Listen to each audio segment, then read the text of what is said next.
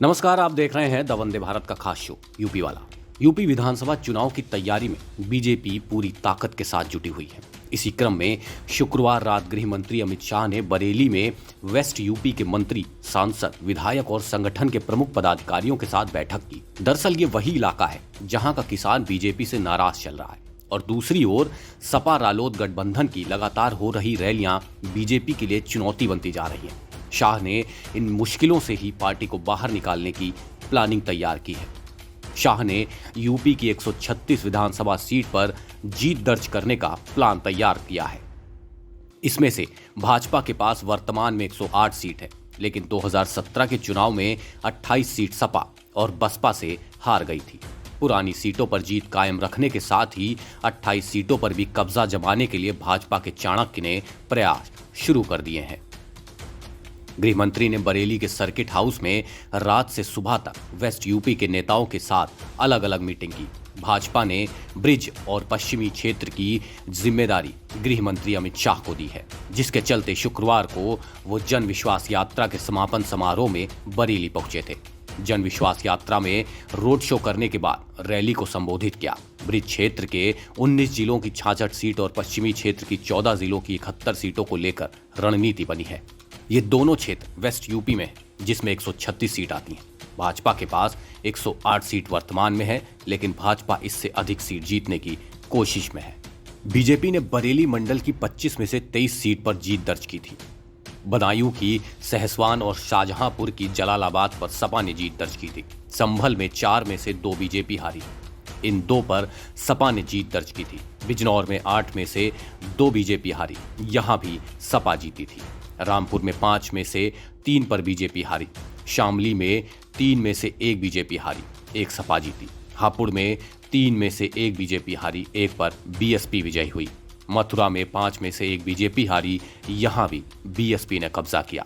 हाथरस में 3 में से 1 बीजेपी हारी, इस सीट पर भी बसपा ने जीत दर्ज की थी।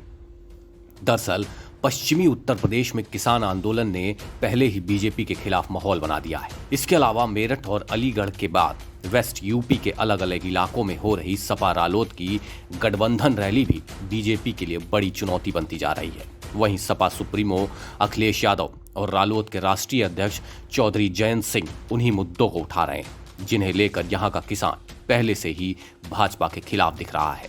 दरअसल पश्चिमी यूपी में लगभग 13 सीटें ऐसी हैं जिन पर जाट या यूं कहें कि किसानों का कब्जा है।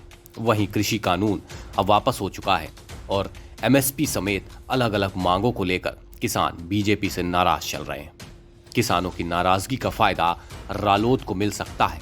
हालांकि गृह मंत्री अमित शाह से लेकर जेपी नड्डा तक ने इन दिनों वेस्ट यूपी में पूरी ताकत झोंक दी है। अब बीजेपी यहां से नाराज वोट बैंक को किस तरह अपने पाले में लाएगी, ये देखने वाली बात होगी। वहीं दूसरी तरफ इसी कड़ी में सपा को एक बड़ा झटका लगा है। उत्तर प्रदेश में अगले साल विधानसभा चुनाव होने हैं। इसे देखते हुए नेताओं ने पाला बदलना शुरू कर दिया है। इसी कड़ी में अब समाजवादी पार्टी को पार्षद दल के नेता रहे हाजी सुहेल ने बड़ा झटका दिया है। शुक्रवार को उन्होंने साइकिल का साथ छोड़कर हाथ को पकड़ लिया। कांग्रेस में शामिल होने के बाद हाजी सुहेल के समर्थकों ने उनका जोरदार स्वागत किया। इस मौके पर हाजी सुहेल ने बताया कि जिस तरह से संघर्ष चल रहा है उसको देखते हुए अगर प्रदेश सरकार के खिलाफ आपको लड़ना है तो कांग्रेस ही एकमात्र विकल्प है। इसी को देखते हुए मैं कांग्रेस पार्टी में शामिल हुआ हूं। हाजी सुहेल ने कहा कि मौजूदा सरकार में गुंडा राज के साथ प्रदेश में भय का माहौल है। महंगाई और बेरोजगारी की मार से सभी वर्ग के लोग परेशान हैं, इसलिए अब कांग्रेस ही एक विकल्प है जो इसको लेकर कंट्रोल कर सकती है।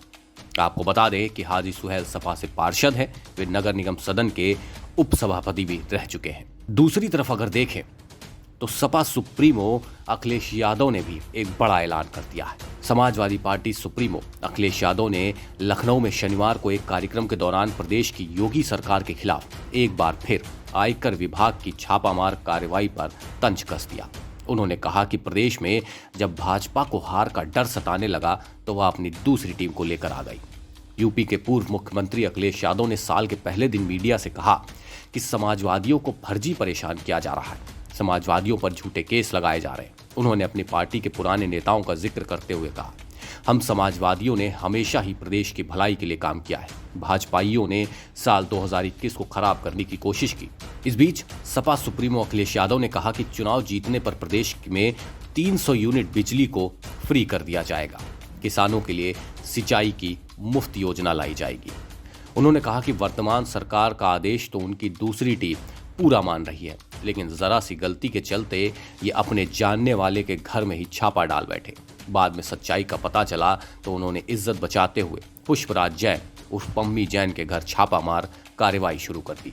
उन्होंने कहा कि 2021 कैसा गुजरा है या हम सब जानते हैं। लोगों को पैदल अपने घर तक जाना पड़ा, ऑक्सीजन नहीं मिलने से कई लोग मर गए, समाजवादियों पर झूठे केस लगवाए गए। उन्होंने कहा कि ये सब साबित करता है कि समाजवादी पार्टी से हारने के डर से भाजपा सरकार बौखला रही। यूपी वाला में आज के लिए बस इतना ही। बने रहिए द वंदे भारत के साथ। नमस्कार।